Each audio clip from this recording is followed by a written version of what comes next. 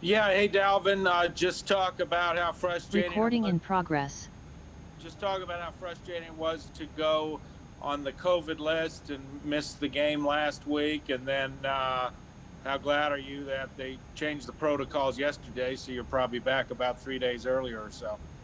Yeah, it's frustrating to be put on that list, especially how important these games is during the season. So, I wanted to be out there with my team, wanted to compete with those guys.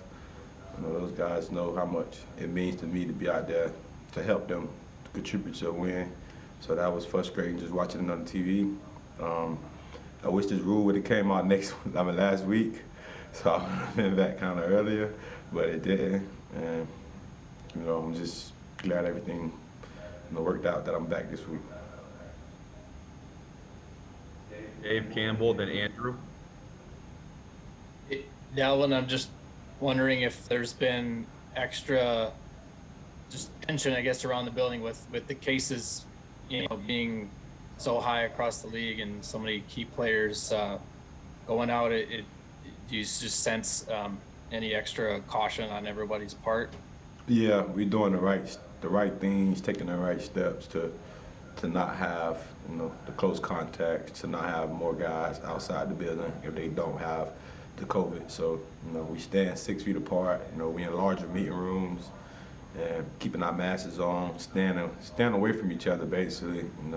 Got to talk from a distance nowadays, stuff like that. So just doing the right stuff so our team is in the right position. Come these next 2 weeks. And for you, is vaccination something you're still considering? I wouldn't want to talk about it, right now. But everybody got their own thing they do, and just right now, I wouldn't want to talk about it. Hey, Dalvin, just to clarify, because these rules are changing so much, you don't have to test anymore, right? Because you tested positive, and then I think the rules were if a player tested positive, they don't have to test anymore moving forward for a certain period of time. I got to look into that. If I don't got a test, that's big. That is important for my sleep in the morning.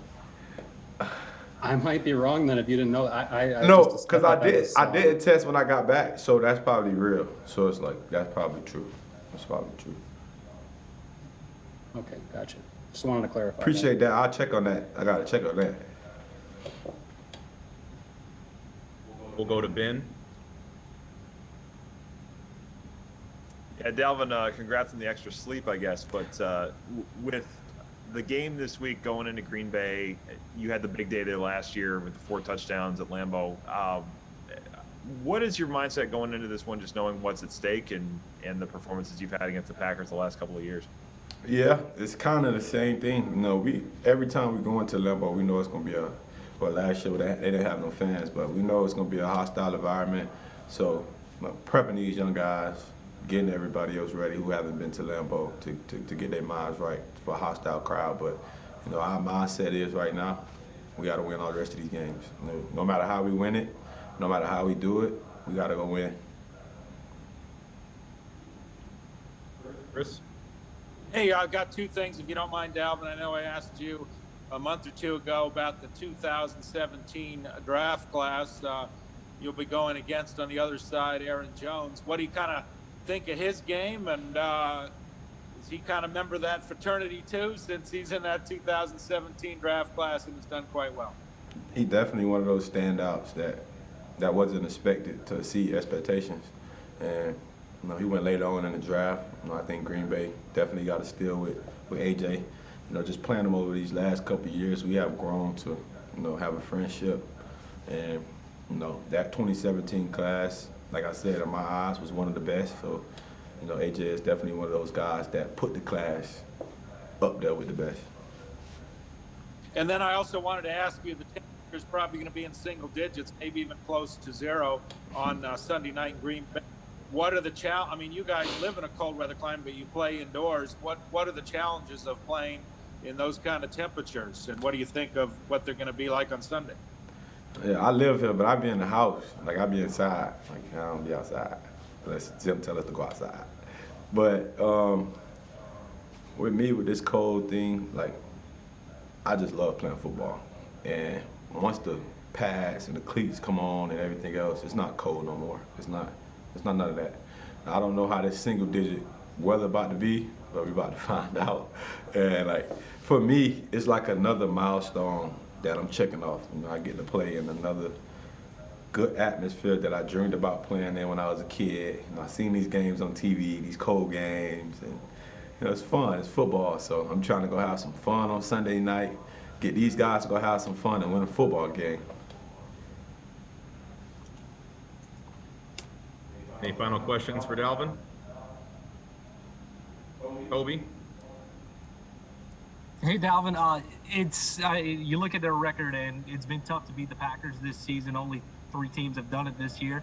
Beginning of the season, the game where Aaron Rodgers was out, and the one that you guys won. So what made it so effective? What made your team so effective last time that you could potentially carry over into this one, you think? I don't think it was nothing special. Like, we didn't do nothing like out of the ordinary. We went out there and just stuck to what we do. Just play good football. You know, with Aaron Rodgers, you got to play clean football. We can't have those mistakes, you know, that's going to put us behind and do stuff like that. So we got to go out there and play a clean game.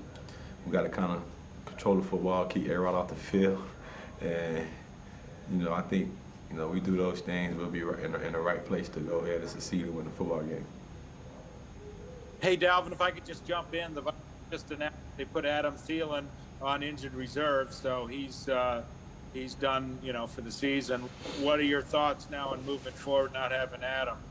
Yeah, first off, you know, thoughts to my brother, prayers to my brother. Hope he heal up good. Hope he, you know, get everything intact, get it right. Since I got here, he been a true brother, like a true meaning of a brother, like not even football related, just being there for me. So I'm gonna do the same for him, you know, whatever he need. But we're gonna miss him out there on the football field. He's that vocal guy. You know, he's that guy that bring that juice every day. You could expect the same Adam every day. And, you know, I'm going to miss him. It really haven't been too many games that I touched the field without him. So, since I got here. And, you know, just that relationship I'm going to miss on the field, just having him out there. Last question to Craig. You know, to follow up on that, just what Adam means when you guys get to the red zone and like all the touchdowns he scored down there. How does the team adjust to offset that loss? Yeah, he's a magnet when we get down there. I always tell him that. The ball always seems to find him in the end zone. But we're going to miss that a lot. We're going to miss that in that red zone. And that's why in the NFL, it's the next guy up mentality. We got to have some younger guys step up. We're gonna have some guys make some plays that nobody's not gonna think make plays. So we gotta have some younger guys step up and make some plays in the shoes of Adam. Thanks, Dalvin. We'll have Kirk up next, everyone. I know I'm not a daddy, but I'm gonna start having some daddy jokes. Watch. Got y'all. I'm gonna bring some dad jokes out. Got y'all.